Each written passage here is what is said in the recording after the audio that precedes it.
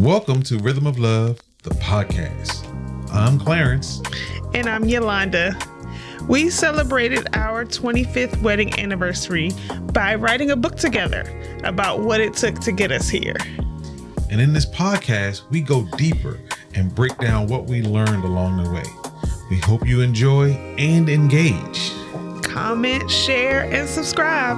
We'd love to hear what you have to say about what it takes to make relationships last. Yes, we will. Welcome to the next episode of Rhythm of Love, the podcast. I'm Yalonda. And I'm Clarence. And we're here. In our we're here in our other studio is what we are. So we had to move to another different studio because we bought a lemon of a computer. This is the second time this computer, which is less than 2 years old, has just completely crashed on us. It's not even in 2 years. It's giving it a more. It's less. It's 12 or 13 months old. So we had to take it back one time. They had to replace the motherboard, the power supply, and the video card. And now this time I think it's something else. I don't know what the something else is, but I think it's something else. They should have known. I think they knew when they replaced those three major parts of making the computer work. They knew then. They were like, you know what? But it was still under manufacturer's warranty at the time. Right. So they had to deal with the manufacturer. Now we are into the extended warranty that we pay for, which means they can legitimately say, this is not a good computer anymore. We're just going to give you another. Replace it. So the manufacturer's warranty was only 1 year? The manufacturer's warranty was 1 year. Okay. So here we are. So yes, different studios. This is actually our live streaming studio. Yeah. This is where we do all of our live streams on Sunday nights. So we're that you should come to. Yes, if you don't come yet, you should join us. Yes, absolutely. And please, if you're watching now, please make sure you like, share, and subscribe this video. We need your support in order to continue to grow this. And if you're enjoying it, someone else might enjoy it too. So please make sure you do that if you can. It's right below, right there. Bing. Bing. Bing. You get a little bing from us. So yes, if I had my DJ equipment on, I could do I could do all that stuff. So I don't have it on though. So, all right. So we're going to start off with tonight's episode with, one of our newer segments called Things the Internet Has Ruined. Mm-hmm. So tonight, the thing that we want to talk about that the internet has ruined, or we want to kick the show off with, that the internet has ruined, is youthful innocence. Youthful innocence. There was a time where you were kind of kept, to be spiritual. There was a hedge. A hedge of protection. There was a hedge around you as you were growing up. So you just didn't see stuff and you didn't realize stuff was happening. And, the internet has given people and children, whoever, access to just so many things that they just see way, way, way too much, I think, before they are old enough to handle it. And they're forced to handle it at a much earlier age. Across the board. Across the board. Obviously, there's exceptions to everything. And I'm sure that there were kids at our time who experienced things and were exposed to things, but not not across the board. I mean, so easy for everybody to access. Growing up, more than one of the things that we had, was you go trick or treating. We've been in this house now for 6 years, and we have not had one or two kids come by and trick or treat. And that was 1 year. And then they haven't been back. Now, granted, we moved in the year before the pandemic. So I suppose that might play a role in it because, nobody was coming around during the pandemic. Even if you go back to the old house, we had some trick-or-treaters at the old house, but we didn't have, the street full of trick-or-treaters like it was when we were kids. No. They have events too now. You go to the mall and your church is having somebody, the rec center, I don't know. And so they got very prescribed things to do. And I think it is, and this might this might deviate a little bit from what we're discussing, but I think part of it is parental fear of things happening. And I think that parental fear is also driven by the internet. How easy it is for stories to get out about all the things, the terrible things that's happening. I honestly don't believe that there is more things happening now than there was always happening. I think we are just acutely more aware. Yes, we have access to that level, that information from because over the world, as opposed to just your neighborhood, your town. Or somebody can post a story about Springfield, Ohio, and them eating cats and dogs, and it becomes national news, even though it's not true. But the point is, you post this story and it just goes everywhere so quickly. Whereas in the old days, you know, it might be an article in the local paper or an article or a small story on the 5 or 11 o'clock news. Now it's on CNN. So it's just, you know, that's my, I'm on my soapbox. So I'm gonna get down off my soapbox. So, youthful innocence, like, you know, how old were you when you stopped believing in Santa Claus? Are you really asking me that? I'm really asking you that. I don't remember believing in Santa Claus. Ever? Yeah, my mom was really against us believing in Santa Claus. I could see that. She had a bad experience when she found out.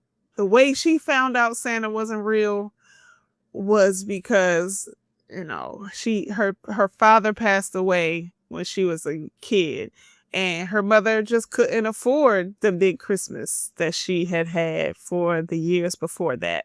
And that's when she found out. That's when she found out it was all fake. I'm sorry. She was like, I'm never gonna lie to my kids. I'm sorry. I'm sorry that happened to her, and I'm sorry that the impact of that was what happened to you. I believed in Santa Claus until I was in the 5th grade. Yeah, I remember this little young girl, a classmate of mine in about the 5th grade who was still holding on. It might have been the 6th grade. She was still holding on. And she lived in a trailer park. So we were like, how is Santa? You don't even have a chimney. My father She's like, we leave the door open. My father is a brilliant man for lying to his kids. He is. He comes up with the most believable stories that make perfect sense to a kid. Right. So it don't make no sense to an adult, but to a kid, it checks all the boxes. Okay. So his story to us was, we said we don't have a chimney because we didn't have a chimney. How's Santa coming over our house? And he says every parent is responsible for mailing a key to their house to Santa. So even when you move, you got to mail your key to Santa so that he knows how to get in the house. He's good. Yeah. And he could have been a screenwriter. He would say things to us like, you know, hey, we got to get these Christmas lists together. And, you know, we would sit down. I'm showing my age like a mug with the Toys R Us catalog and just go through and write down all the stuff we wanted, put it in an envelope. And he would say, you know, well, I'll mail it on my way to work. And so you just give it to him, you address it to Santa and give it to him, and you just feel like you have done all these things. That's sweet. Are you going to tell the story about the video? Oh yes, okay. I can tell that story. That's the story that just that's a childhood right there. So I was a little older by this point. By this time, you know Santa's you're on the side of him. So it's my youngest brother who has really catapulted this. So your dad has recruited you. So we're about, I would say we're about 12, because me and my brother are about 12, and then our youngest brother is probably 2. He's probably 2 years old. So maybe slightly older, but not much older. And my father bought a video camera, you know, old VHS video camera, and it was brilliant. 2 pieces. 1 piece you held on your shoulder. The camera. It's the biggest thing. Now you do all this stuff on your cell phone. He had, you know, 40 pounds of equipment on his back for this thing. Looking like he was doing the Channel 4 news. it was incredible. So what he did was he said to my brother, who knew we had this video camera, he said him and my brother sat up the video camera on a tripod facing the Christmas tree.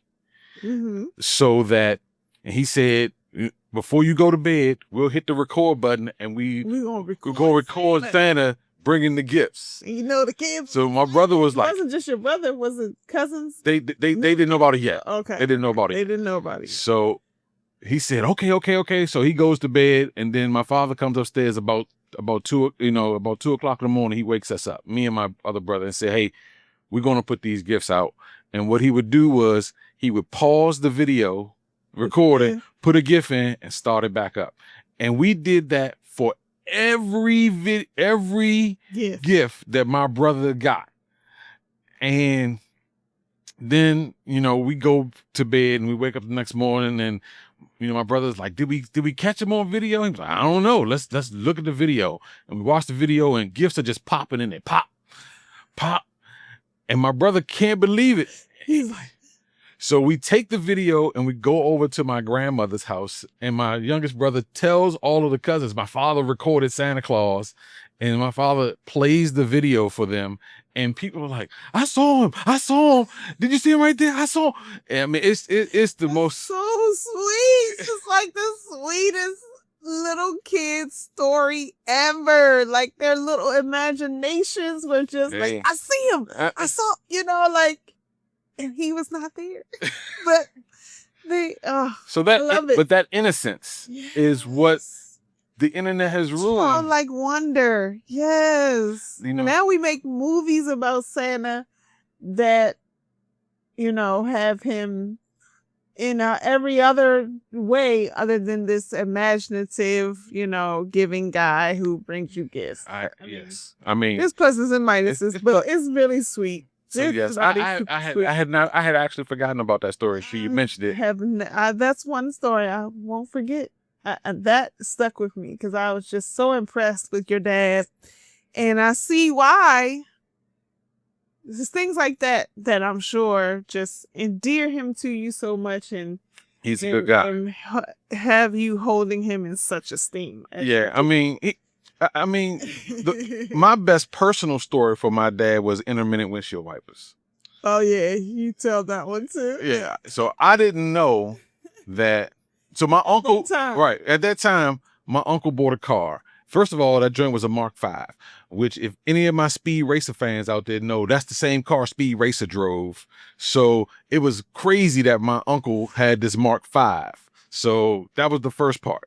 But his car had all of these, things that our car didn't have. So, I'm going to laugh. Things like automatic windshields going up and down, the push buttons. You were still winding. We were still winding our windows down, so he could push a button, and oh my God, that's incredible.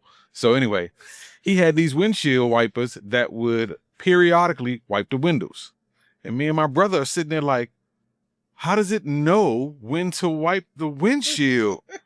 Because every car we had only had 2 speeds: high and low and off. And that was it. And my father said, this car has a special windshield that counts the raindrops. And when the raindrops get to 500, it wipes the window off. And that's just a wonderful story for kids. Yeah, just like, wow. So we sitting up there counting raindrops on the windshield, trying to see. And then it would wipe me like, And we did this for 30 minutes, me and my brother, in the bowling alley, in the parking lot of the bowling alley, in my uncle's car. The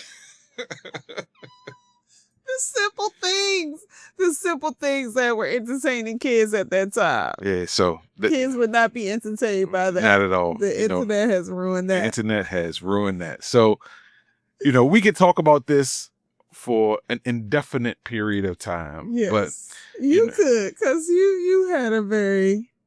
My childhood was all about realism and practicality. Yeah, mine was very He really imaginative. tapped into your imagination and your very, wonder very as a child. imaginative. He gave that to you. I think that's impressive and remarkable. So I love that.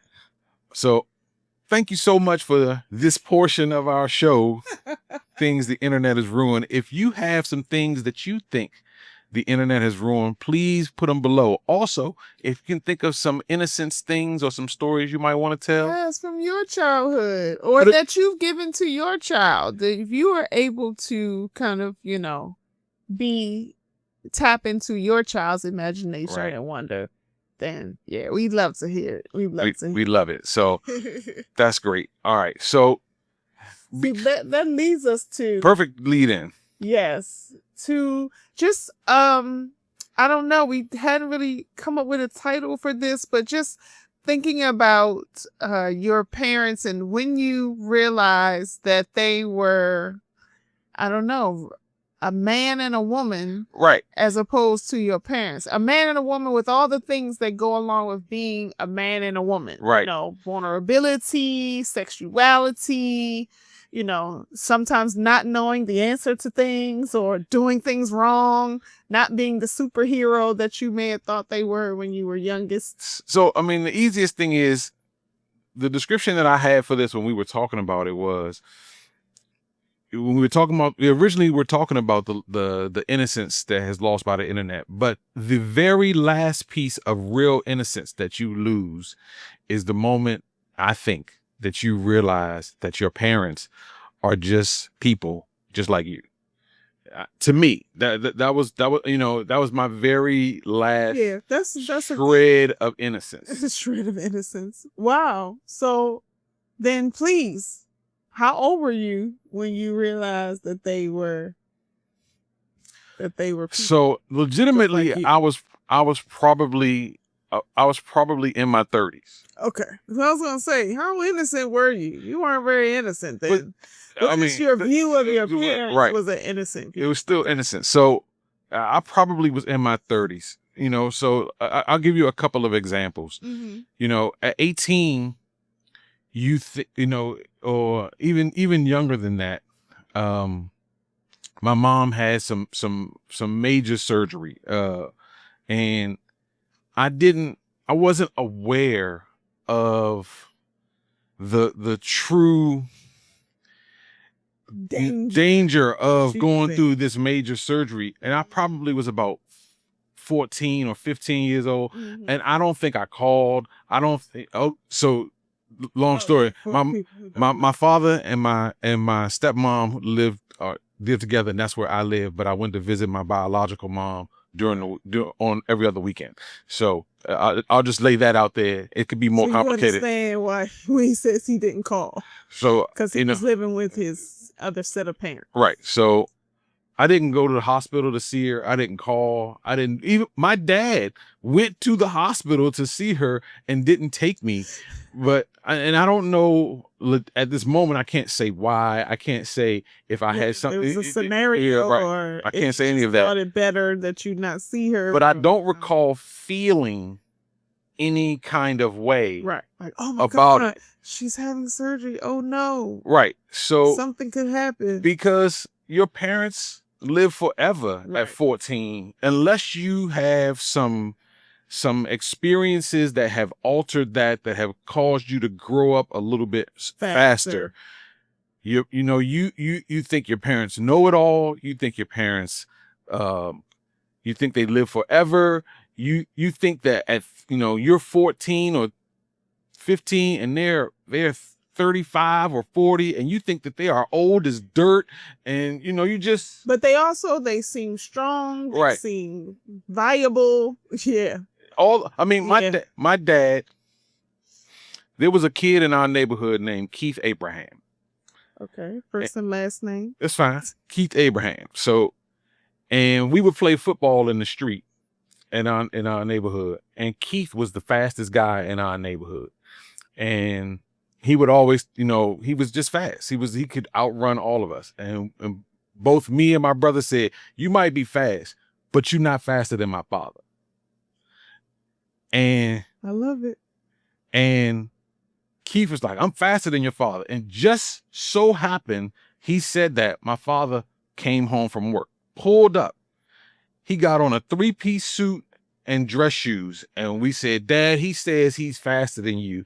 And he was like, really? It was like, yeah. And he was like, yeah, I'm faster than you. I'm faster than you. He said, well, let's race right now. And my father said, well, we're going to run. And we lived on kind of a slanted hill. Our house was on our street was on an incline. So my father said, well, we can't, we don't have anything flat. So what we'll do is we'll go to the bottom of the hill and we'll race to the top of the hill. It's about 30 yards, maybe 40 yards. I know now how far it is. It's about 30 or 40 yards. Okay. And my father said, all right, no problem. So they go to the bottom of the hill and somebody says to my dad, you're not going to go put no tennis shoes on? He's like, nah, it's okay. And he commits to dusting Keith Abraham to the point where I went to high school with Keith Abraham later on. And to the point where I ran into Keith and I'm probably 27, 25, somewhere in that neighborhood. And Keith says, I remember your father came out there and beat me. In dress shoes. In a suit. It was like neighborhood lore. So, you just think so highly of them and then one day you wake up and you start to see they're vulnerable. You start to see the cracks in the veneer. Right. You start to see the cracks in the veneer. Usually it's the first time they can't answer a question that you have because they just don't know. Right.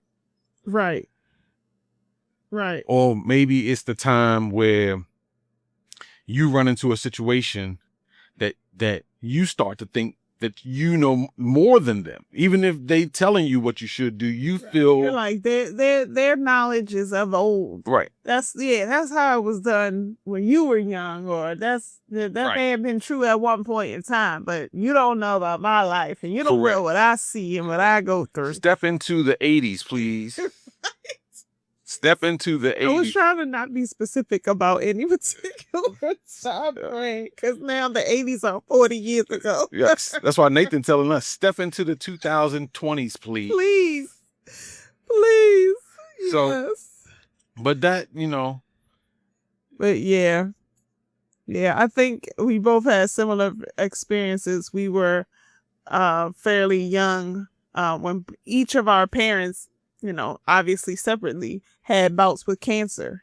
Yeah. And for me, it was the same. I was in college at the time and I just knew she would be fine. Like, oh, she's just going to... I was in college as well. You were in college too? Oh, wow.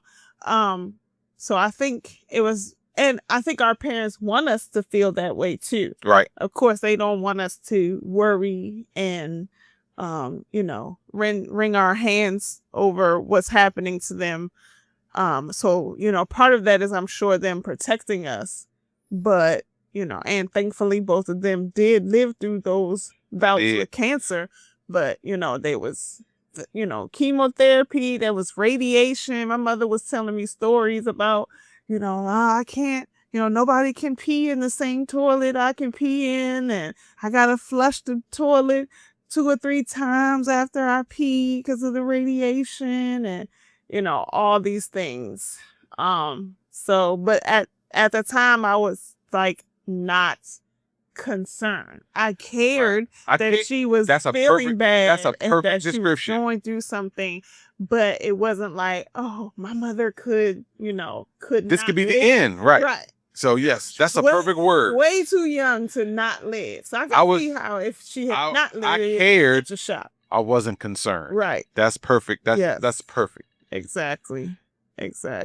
So I'm 100% with you. Mm-hmm. And those were kind of like my final straws, and then it came to a head for me. Okay. And I'm not sure it came to a head. It came to a revelation. Mm-hmm. And I guess that's just a small way to do it. I mean, my father has 3, my parents have 3 kids. Your mom has 4 kids. Mm-hmm. So it came to a revelation for me when you and I came home to visit your mom after we were married. Mm-hmm. And we were in the basement, and she said, Yolanda's sisters were down there with us, just kind of hanging out. Segue to a new topic. We were talking about It's the same mortality before, but now we're talking about more as, Right. sexuality and having oh, did I give it away? Yes. Oh, I'm sorry. I didn't give it away. Trust me. Listen to this story. Don't listen. This is my mama. She said people know her who she is.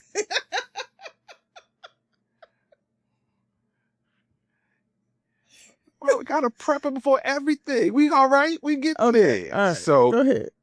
So we come to we're married. We've been married, maybe 6 months, maybe not even very long. And one of our things that we did was come home and visit all of the parents. And we stayed at Yolanda's parents' house in the basement. And her sisters, who were still small enough to be in the house in middle school and elementary school. They might even be that. They might be Chanel may have been in middle school. Brianna may have been in elementary school. Probably. Yeah. So they would love to hang out with us and talk to us. And then, as we're having this conversation one in the basement, Yolanda's mother tells them. Because the basement is where we would stay when we came. Because we lived in another state and we would come home and stay for a few days. Right. We would either stay at his parents' house or mine. And when we stayed at my parents' house, we slept in the basement. Slept in the basement. So kids, my sisters, young kids down there with us. Ha ha ha, la la la. Right. And then Yolanda's mother said to the sisters, y'all go on upstairs and let them have their time together. And I said, why they gotta go upstairs? We in your house. We in your house. And she said, y'all married now. Y'all might want to do some things. And I said, what? What are we talking about here? Why do you think we come all the way to your basement to have sex? She said, because I like to. And I was figured like, you like to. The shock of my face that moment. I think that was probably the first time that she had said something like that to you, or that you had heard that from anybody in a kind of a parental authority position that, I'm a sexual person. I figure you must be too. It was the peer-to-peer conversation. Yes. We had become peers.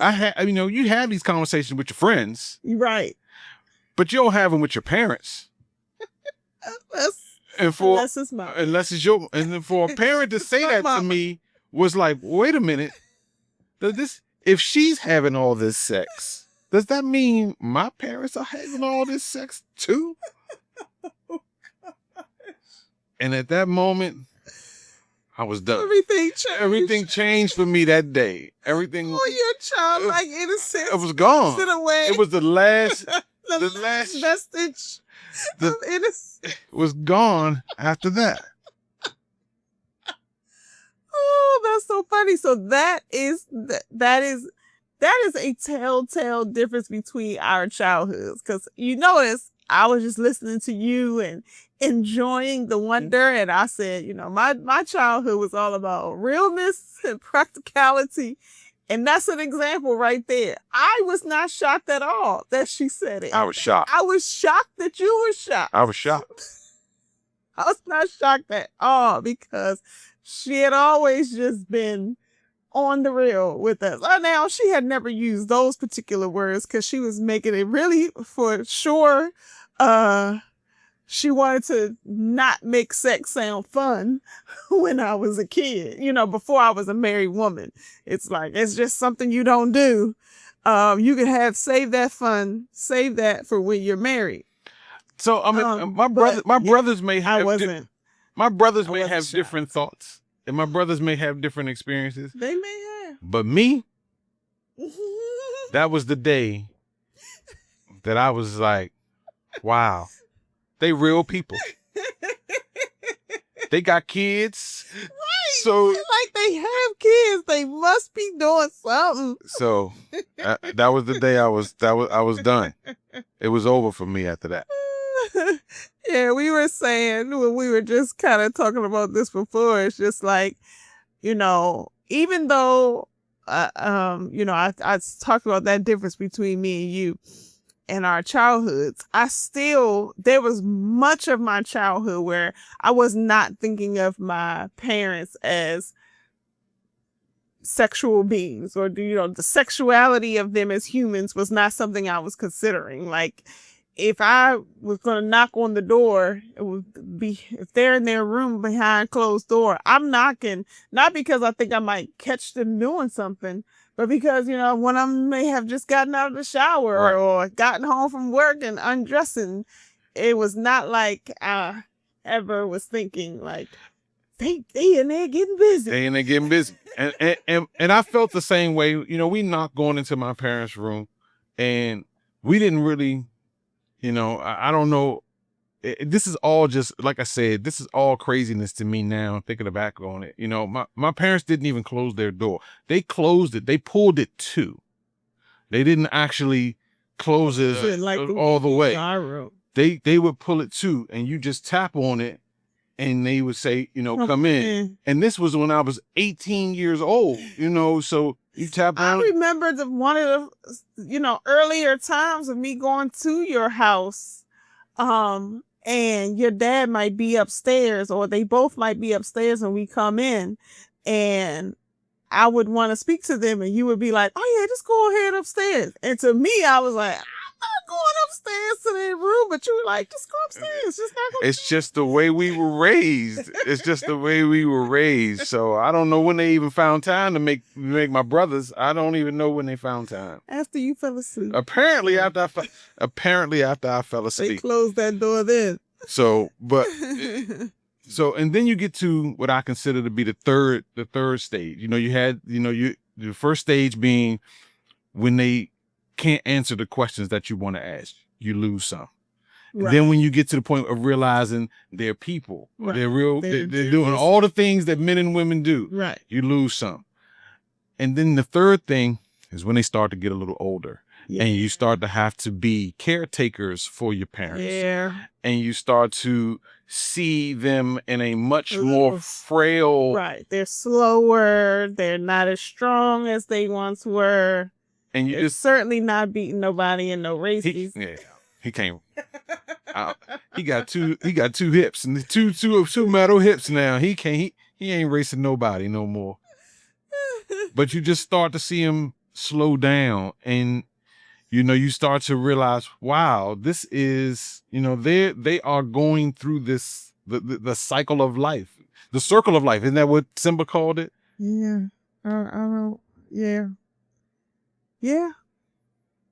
So, I've had a parent pass away. Yeah. You have not had that happen. And I also had a grandparent pass. Oh no, you had a grandparent pass. So it's a very, so I mean, not getting into a bunch of details, I'm not super close with with my grandparents. I was not super close. So you didn't feel only Grandma Peterson did I feel real loss when she passed away. You were about how old? You were still an adult though. We were married when she passed away, but I spent a ton of summers at her house. Yeah. So we and this is no knock on any of my other grandparents, but they spent more time having to raise my cousins, right, because of the circumstances of some of my aunts and uncles. Right. So, and because I wasn't in that space, I did not get to have the same relationship that we had. Right. So I only bring that up just to say, when my father passed away, was that a point at which you were like, okay, these are the types of things that could happen? No. My for your dad, all of my thoughts went to you. You were out of the country when your dad got sick. He had been in and out of the hospital for a few things. Well, he had just been, he had diabetes, so he had been under the care of a physician. He had already been starting to go to to dialysis, Right. things like that. But the very last time, when he started, like going to the hospital and staying in the hospital, the real point at which it got serious, yes, I was out of the country. it was the one. So, okay, that's fine. Yeah. That's if you.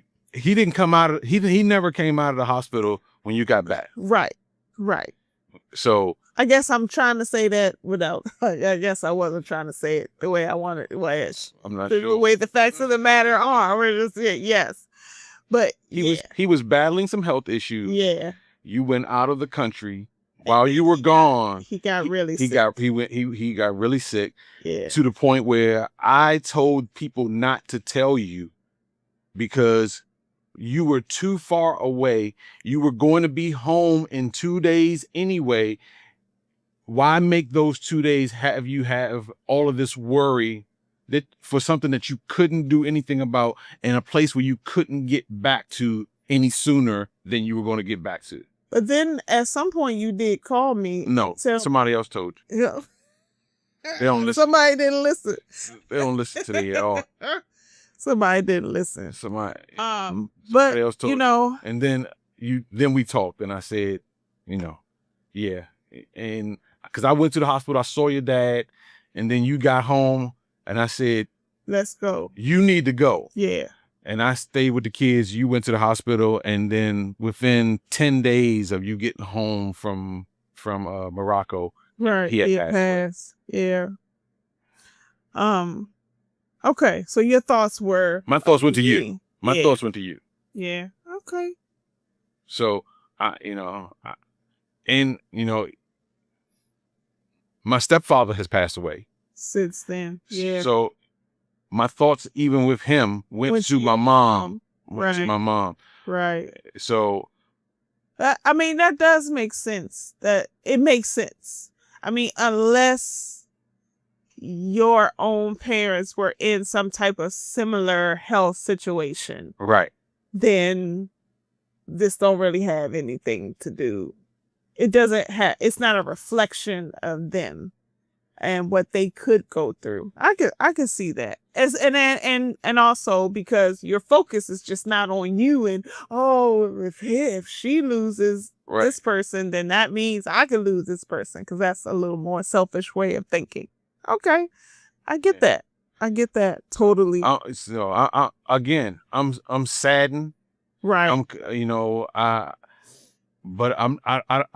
I cried at the funerals. I don't feel, and even at your father's funeral, I didn't even get a chance to cry because they make you speak. It was a lot. It was a lot of people. It was a lot going on. Nathan was about to pass out. It was a lot going on. So it was a lot going on. Yeah. So so even there, you're kind of just doing what you have to do, right, as opposed to processing through some type of feelings. Yeah. So, yeah, it's So you're right. I haven't had any of my biologicals has. So I don't have that. I don't, or even the people who have cared for me, the vast majority of my life. Right. So right.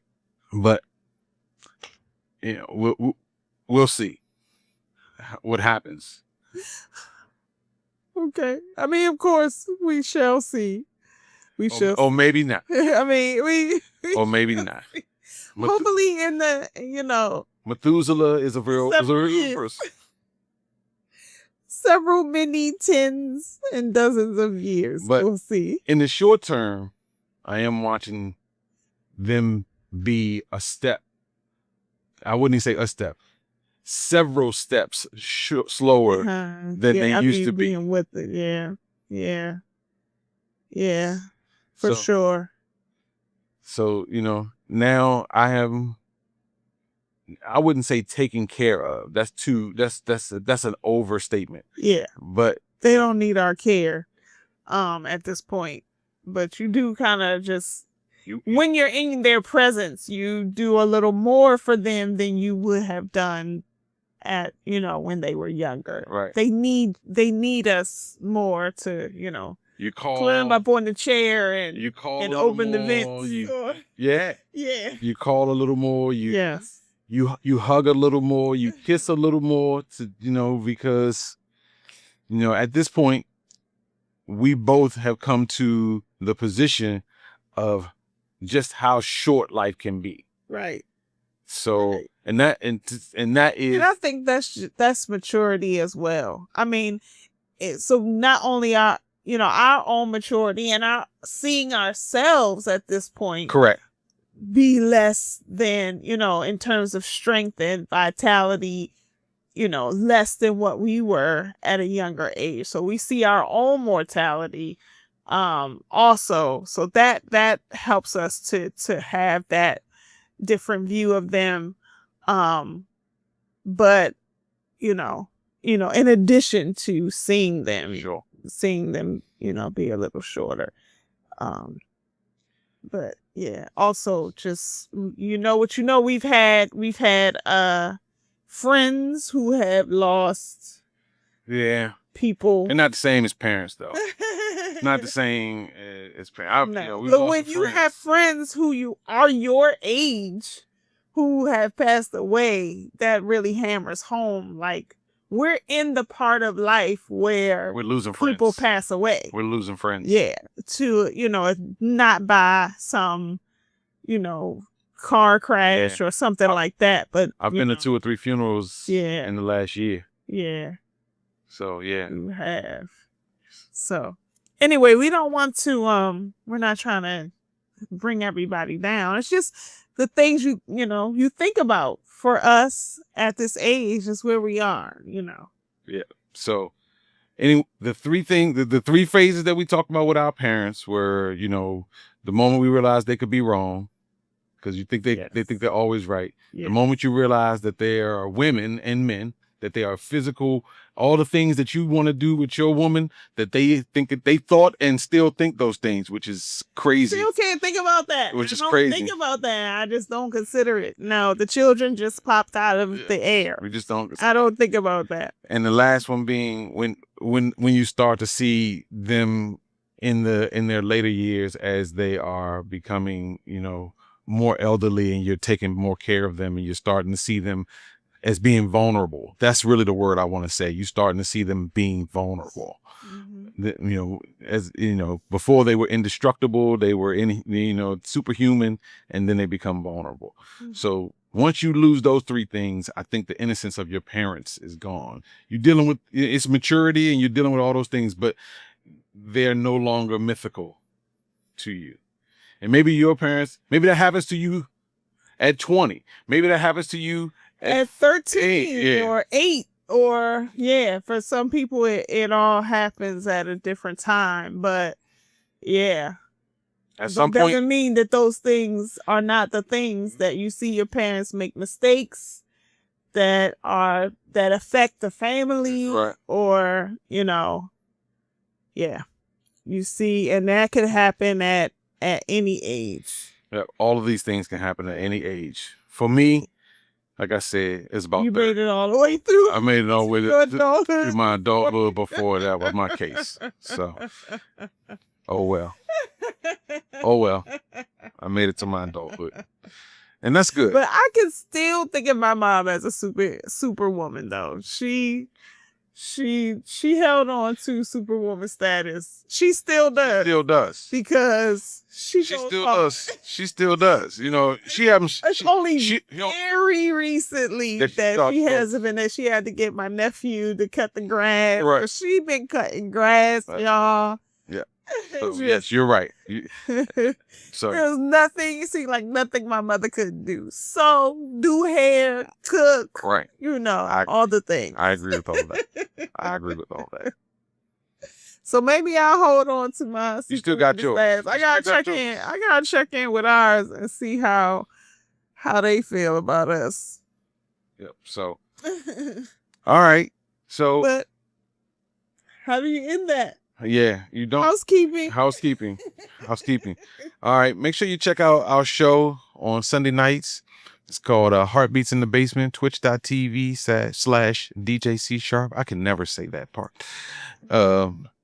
Make sure you see the thing pop up below. You like, share, and subscribe, or subscribe, like, and share. I'm not sure what the order is. I can't see it right now, but I'll see it eventually. Maybe if I just say it, it's either like, share, and subscribe, or it is share, like, and subscribe, or it is share, subscribe, and like, or it is subscribe, share, and like. I got it. I got all the combination. Okay. I got the combination. You can't be wrong. I can't be wrong. It's one of those 5 or 6 things I just said. And that's it for me. That's it for me. All right. Guys, back to your regularly scheduled program. Thanks for tuning in. See you next week. Bye, guys. Next time. We hope you've enjoyed another exciting episode of Rhythm of Love, the podcast, hosted by Clarence and Yalonda Lewis. Theme song by Kendra R. Book graphics by Rihanna Denise. More information is available at cYlentertainment.com. Please join us on Sunday nights for our live stream on twitch.tv/DJC Sharp.